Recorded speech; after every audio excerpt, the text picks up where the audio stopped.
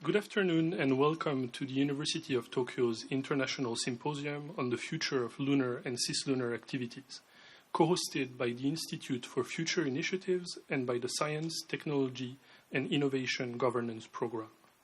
My name is Quentin Verspieren, Assistant Professor at the Graduate School of Public Policy. I will be serving as the general moderator of this event, as well as moderators of sessions 1 and 2. I would like to thank all the speakers and you following this symposium, either in this room or online, for your precious time. For those of you on Zoom, in order to hear all the speakers, please remember to select the appropriate interpretation channel, either Japanese or English, at the bottom of your screen. You will also find at the same place on Zoom, at the bottom of the screen, the Q&A box, where you will be able to submit questions to our speakers. Logistics being clarified, I would like to invite Professor Hideaki Shiroyama to the stage for the opening remarks. Professor Hideaki Shiroyama is Professor of Public Administration at the Graduate School of Public Policy and at the Graduate Schools for Law and Politics. He is also the Director of the Institute for Future Initiatives and of the Science, Technology and Innovation Governance Program, both entities co-hosting today's symposium. He is the former Dean of the Graduate School of Public Policy from 2014 to 2016 and the former Director of the Policy Alternatives Research Institute at the University of Tokyo. Professor Shiroyama's research focuses on international administration, science, technology and public policy processes. Professor Shiroyama, the floor is yours.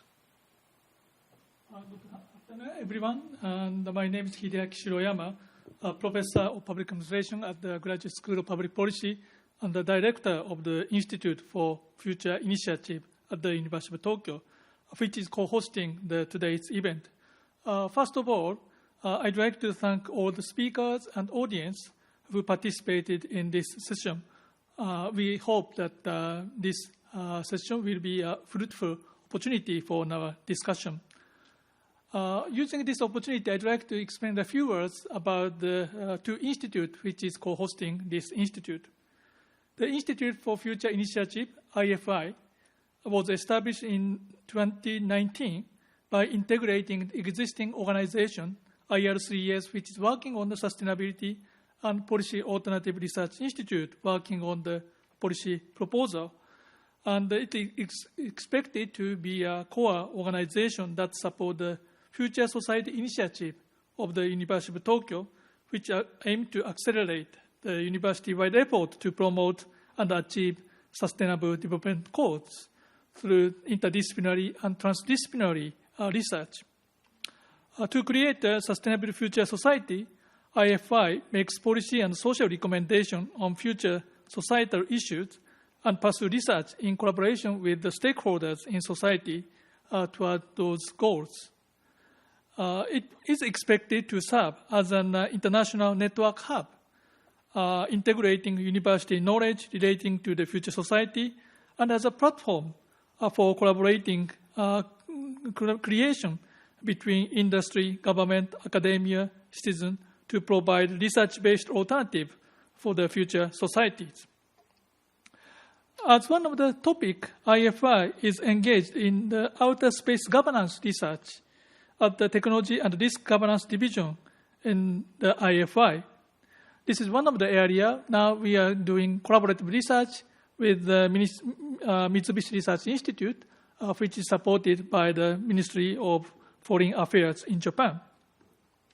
In addition to the IFI, the STIG, the Science, Technology, Innovation Program of the Graduate School of Public Policy, is co-hosting this program. This was established in 2013, working on the graduate level interdisciplinary training program focusing on the science and technology and innovation policies. And it is really kind of the interdisciplinary program which focusing on the certificate on the science and technology policies. And concerning the student composition, about 50% of the students coming from the Graduate School of Public Policy, the remaining 35% from the engineering school and remaining 15% from other schools, including the agricultural school or the medical school, and so on. So this is one of the opportunities for the student for getting together and interacting among the different disciplines. So one of the topic we are focusing also in this STIG program is the space issue, especially the space security issue is one of the areas we are focusing on recently. And also we are working on the issue of the utilization of the space in developing countries. Today's event, which is relating to a few of our projects, address one of the major space policy research area of our time, the future of lunar and cislunar activities. The exploration of the moon and the establishment of the sustainable activity in the lunar and cislunar environment being by essence multidisciplinary problems, we decided to articulate this symposium around three major topics. First topic is on the novel governance challenge for the long-term sustainability of the lunar activities. The second, focusing on the security implication of lunar and cislunar operation. And thirdly, we are focusing on the potential contribution of the commercial players to lunar and cislunar endeavors. Each of these themes will be dedicated to a session with a keynote lecture followed by panel discussion, including leading world experts in the respective fields. But before moving to the three thematic sessions, we are extremely fortunate to welcome today Mr. Hiroshi Sasaki, the Vice President and the Director General of the Human Spaceflight Technology Directorate at the Japan Aerospace Exploration Agency, JAXA, who will deliver the event's opening keynote lecture on Japanese lunar ambition. Again, I'd like to express my warmest thanks to the speakers and audience for participating in this event and making it a success. Thank you very much for your participation. Thank you very much, Professor Shiroyama, for delivering the opening remarks introducing our work at the University of Tokyo, as well as the structure of today's event. Without further ado, I would like to invite to the stage our distinguished opening keynote speaker, Mr. Hiroshi Sasaki, Vice President and Director General of the Human Spaceflight Technology Directorate at the Japan Aerospace Exploration Agency, JAXA, who will provide us with the latest developments of Japan's lunar ambition. After graduating from a Master of Engineering at the University of Tokyo in 1987, Mr. Sasaki joined NASDA, which was one of the organization predecessor of JAXA, the Japanese Space Agency.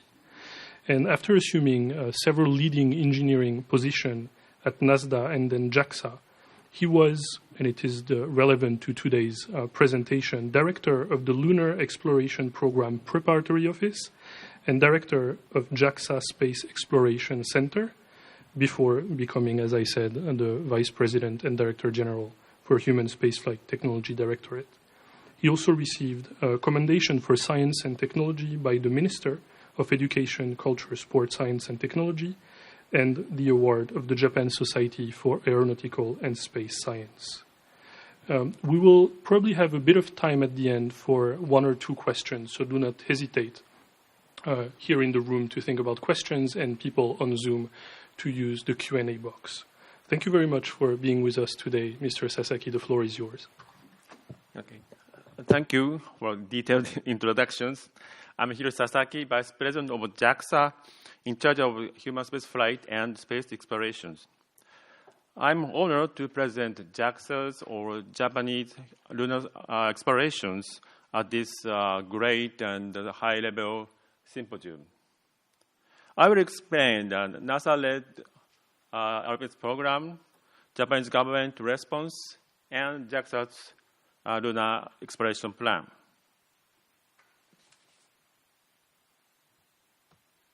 Before talking the Artemis program, I'd like to show the history of the lunar missions.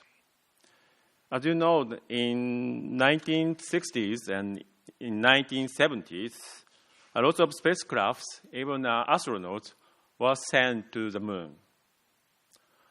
After the incidents, no lunar missions were planned for 20 years, almost 20 years. After that, in 1990s, lunar explorations starts again. And Japan led this movement with Hiten technical demonstrator and Kaguya remote sensing spacecraft. And in 2020s, we estimate more than 40 missions are planned by space agency, not only space agency, but also private companies. So I believe it is meaningful to have a discussion about lunar and cislunar activities in Japan at this moment. And also, I'd like to introduce the significance of the international space explorations. 4 years ago, the second International Space Exploration Forum was held in Tokyo. More than 40 senior government representatives and heads of space agency attended. And this forum confirmed the significance of the space exploration to expand an area of human activities.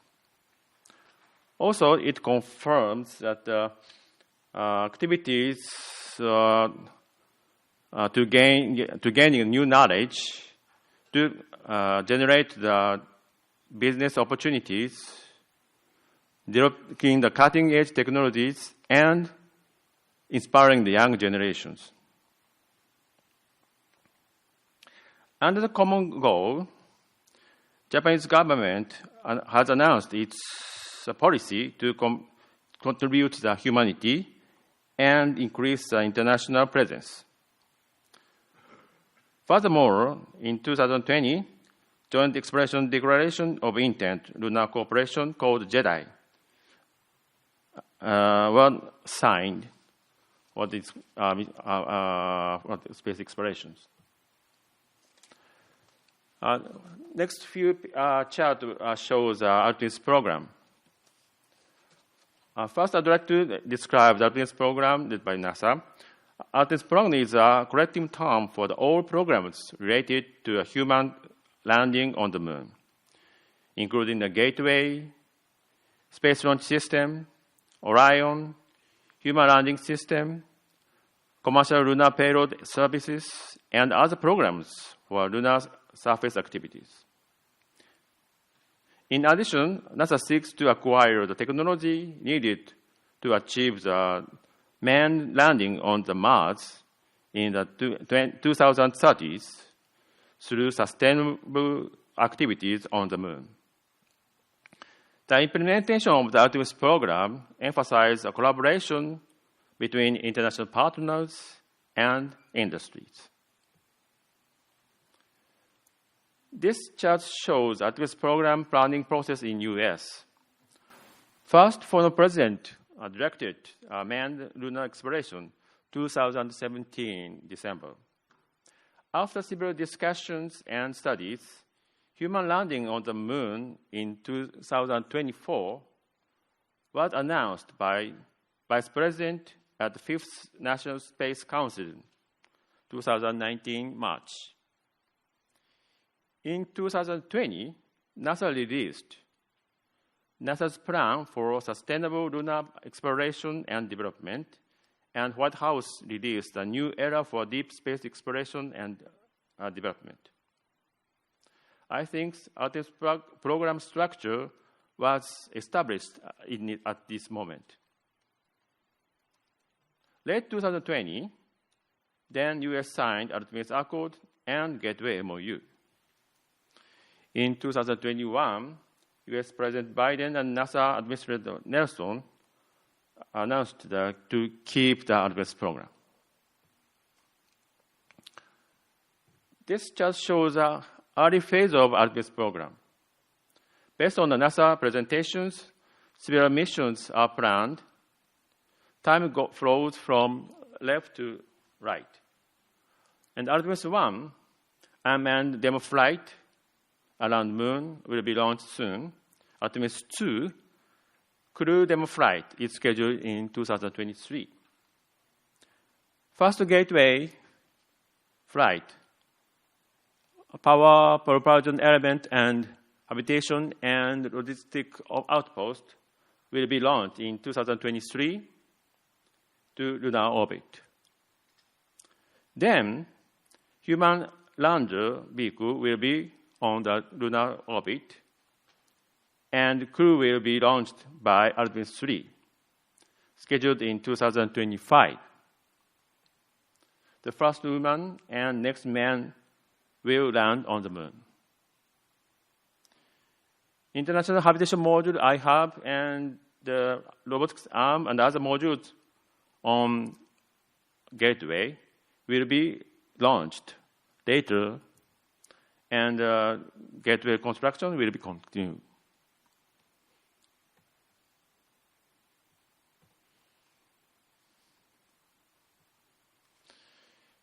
And this just shows also lunar exploration activities, but late 2020s and 2030s envisioned by NASA. Items shown in blue, such as human landing system and robotics rovers, are in development, and those in yellow,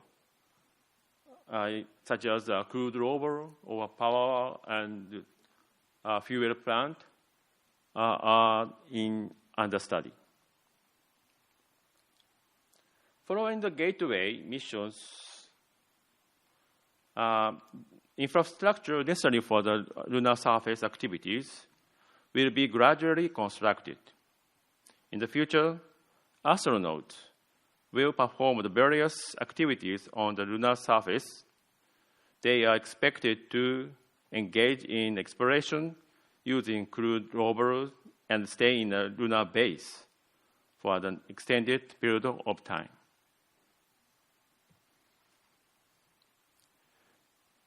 Next, this shows, I'd like to show the Japanese government response. In power with the US government, Japanese government has placed great importance on the space exploration in recent years. In 2018, Japanese government suggested to contribute to the international cooperation by making use of the field of Japanese expertise and private companies' technologies on the ground for sustainable exploration. Then it has quickly committed to the Artemis program.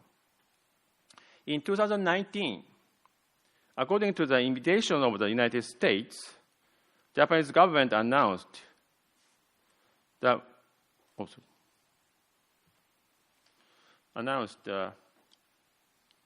participation in the Artemis program after the discussion of the strategic headquarters for national safety space policy headed by the Prime Minister.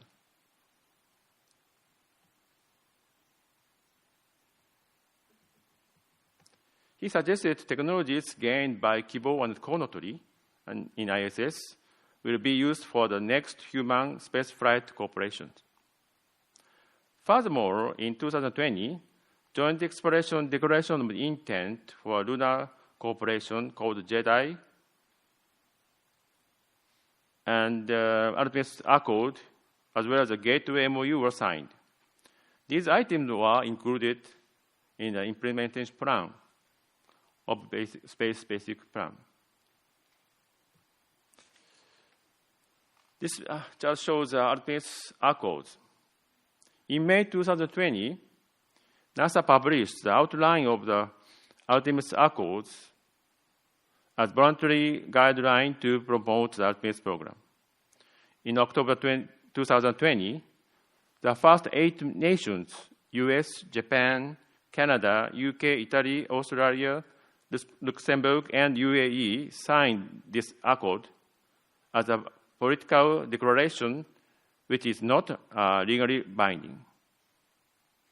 Later, 7 nations also signed, So the number of signatory nations is now 15.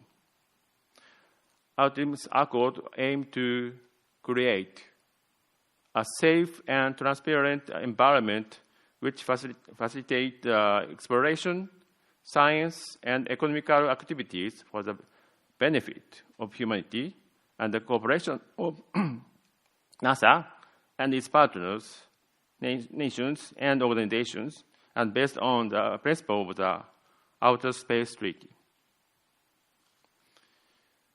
Let me introduce Gateway MOU. Gateway MOU was signed in 2020 under the Intergovernmental Agreement, IGA, on space station cooperations. Gateway is defined as an evolution of the ISS with additional capability for gateway cooperation, so new MOUs needed, in parallel with ISS MOU. According to this MOU, GOJ intends to provide habitation capability, infrastructure functions, and logistic resupply. At the end of last year, Stardust headquarters for National Space Policy was held to authorize implementation plan. Implementation plan includes gateway modules, HTBX, SLIM, LUPEX, pressures rover, and advanced research for the explorations.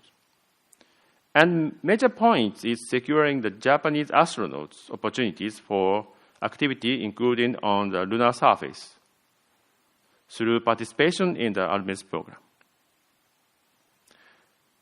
During the meeting, Prime Minister announced Japan's aim to put a Japanese astronaut on the moon in the late 2020s.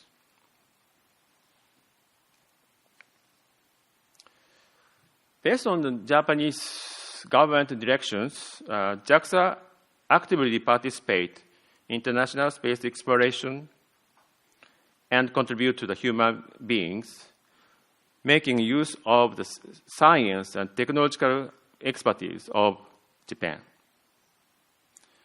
JAXA focus on the international cooperation and joint effort of the industry academias, taking account of flexibility, efficiency, and autonomy.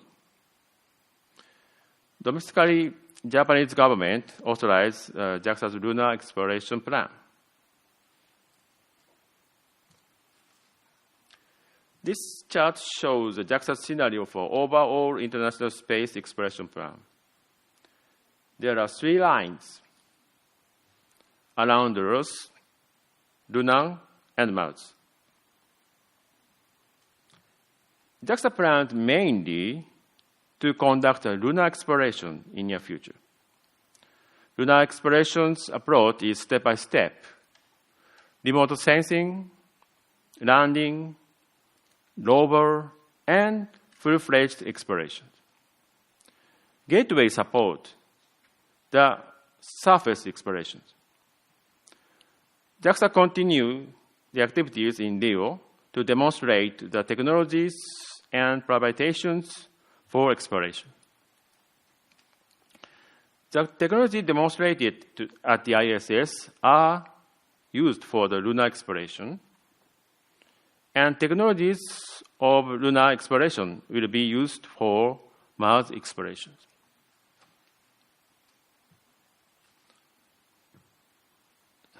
JAXA and the Japanese industry have several expertise. According to the Japanese government policy, JAXA plans to contribute the technologies mainly listed up this chart. JAXA developed or is developing life support system, robotics, resupply and rendezvous, sample return, and landing. Japanese industry has expertise on the ground, such as mobility, constructions, and communications. This is one of the important points of JAXA plan. For lunar surface explorations, we are developing smart lander for investigation moon SLIM to demonstrate a precise landing, currently scheduled in fiscal year 2022. In addition, under collaboration with Indian Space Research Organization, ISRO, JAXA is preparing for the Lunar Polar Exploration Missions, LUPEX, to study water resources in the lunar South Pole region. The data obtained by these missions will be contributed to the Artemis program.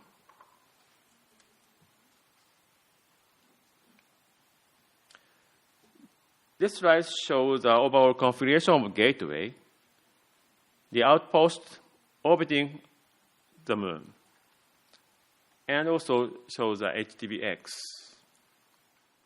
For the Gateway, JAXA is planning to provide the instruments, including the batteries for the habitation and logistic outpost HALO, and provide the environment control and life support system for the International Habitation Module IHAB. And furthermore, to supply logistics by our new space vehicle, HTBX. And also, JAXA will contribute the science equipment on the Gateway.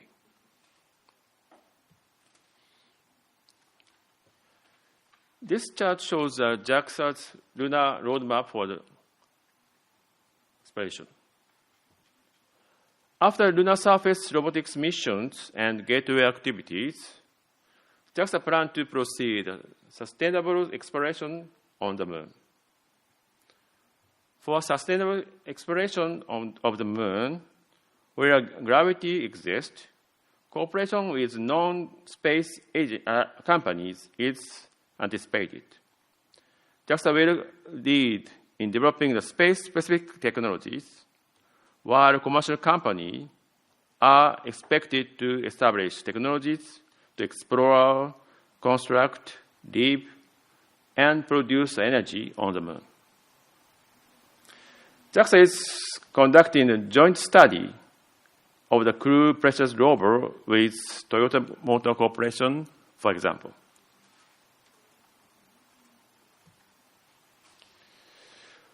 For further sustainable space exploration, JAXA is working together with private sector on basic research that will certainly help us in the future. This chart describes the activities of a Space Exploration Innovation Hub Center. The center is collaborating mainly with non-space private entities or startups and focusing on basic research. Both private participants and JAXA chip in technologies and funding for the joint research that aims for the dual utilization, meaning the same technology is applied on the ground by private participants while in space by JAXA. The participants tackle the theme that technologies for building, construction, exploration, activity, and living.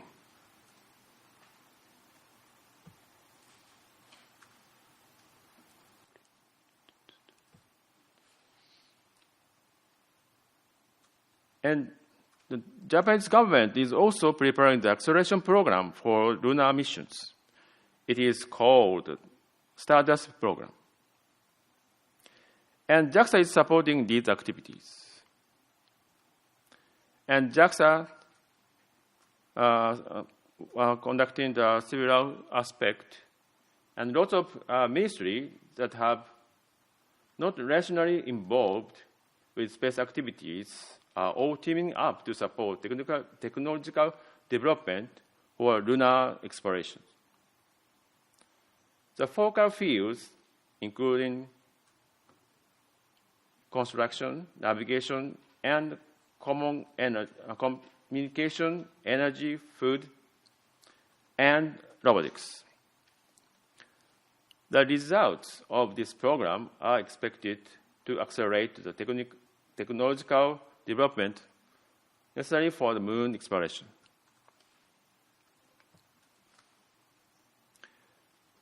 JAXA also has close communication with science community. JAXA is now utilizing the science and technological expertise of science community and also coordinating for the future missions. And now we are conducting the feasibility study with science community.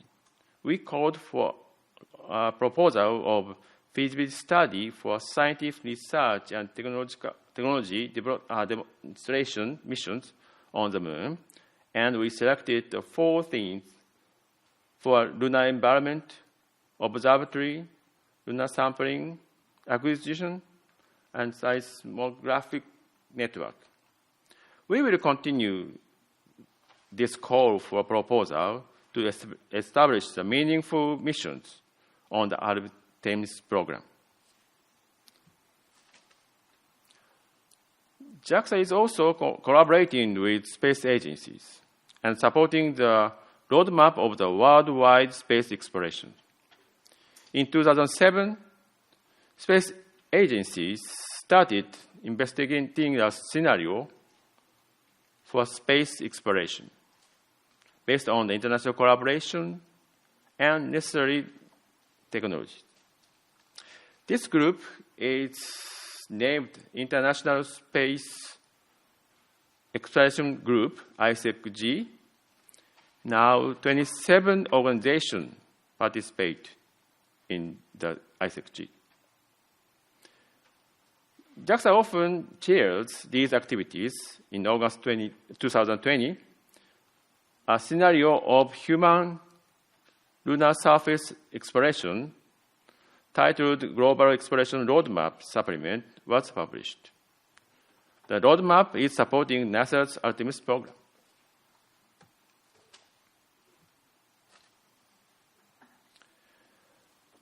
Finally, at last, I'd like to introduce announcement of the astronaut recruit. JAXA is currently looking for the new astronaut candidates.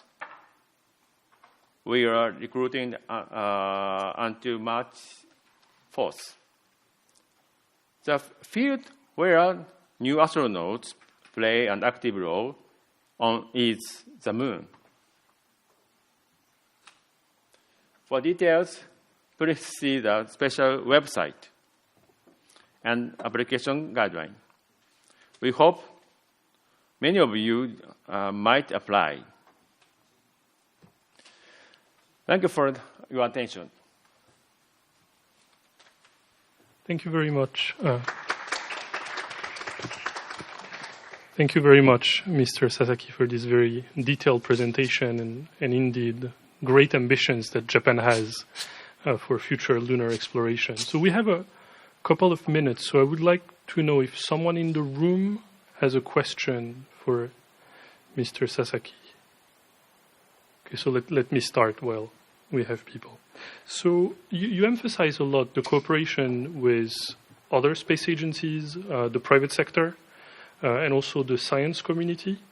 Could you highlight maybe some collaboration that you may have with academia, the Japanese academia, on developing engineering solutions for future lunar missions?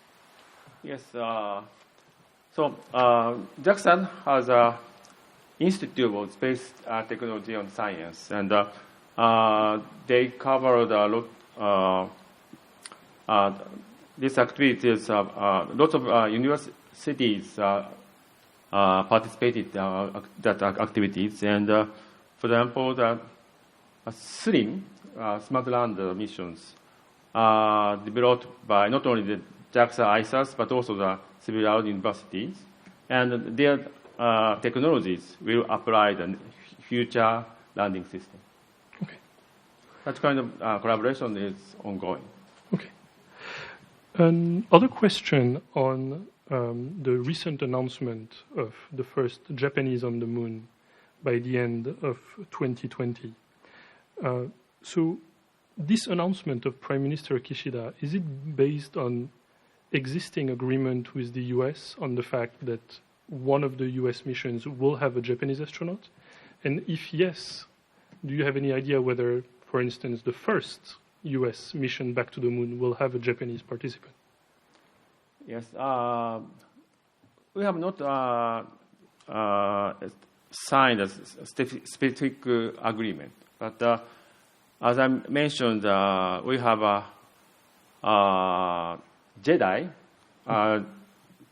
joint agreement for the intention, and at the JEDI listed the Japan's intention to send astronauts on the moon. Based on this agreement, we will coordinate with NASA and the U.S. Government to send a Japanese astronaut to the moon. Thank you very much. And I think maybe the final question. So you finished by showing the new recruitment for astronauts. And I'm sure we have many students here at the university who are interested in applying. So students and alumni. So what kind of profile precisely are you looking for? What is the typical profile of a Japanese astronaut? I'm sorry, the profile? The typical background, or expertise that you look for this new batch. So this time we don't fix a specific background. We are quite open to the people to participate, but we need to ability to presentations or technical understanding. We will check later, but we don't fix. We don't ask the specific ability, such as details, technological understanding. Such a kind of we don't require. Okay, thank you very much. Do we have one question in the room? No? If not, then I will thank again Mr. Sasaki for coming here today and for this great presentation. And I encourage everyone to continue to look at what JAXA is doing for future lunar missions. There are a lot of wonderful things, and also for mostly the Japanese here at the university, but also young professionals. There are, I'm sure, a lot of opportunities to work in JAXA on these future programs. So thank you again, Mr. Sasaki. Thank you very much.